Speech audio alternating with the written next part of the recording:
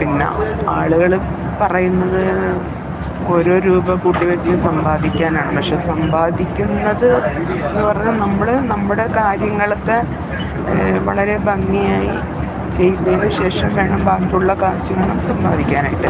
അല്ലാതെ കിട്ടുന്ന കാശ് മുഴുവനും നമ്മൾ എടുത്ത് സമ്പാദിച്ച് വെച്ചതുകൊണ്ട് ഒരു രക്ഷയില്ല കേട്ടോ. ഒരുപാട് ഇപ്പം ഞങ്ങളുടെ അടുത്തൊരു വയസ്സായൊരു തള്ളയുണ്ടായിരുന്നു. അവർ തന്നെ എനിക്കൊരു ഉദാഹരണമാണ് കേട്ടോ. അവർ കണ്ണ് കാണാത്തൊരു സ്ത്രീയാണ്. കണ്ണ് കാണില്ല എന്ന് പറഞ്ഞാൽ അവർ ജനിച്ചപ്പോൾ കണ്ണ് കാണാൻ കാഴ്ചക്കുറവൊന്നുമില്ലായിരുന്നു.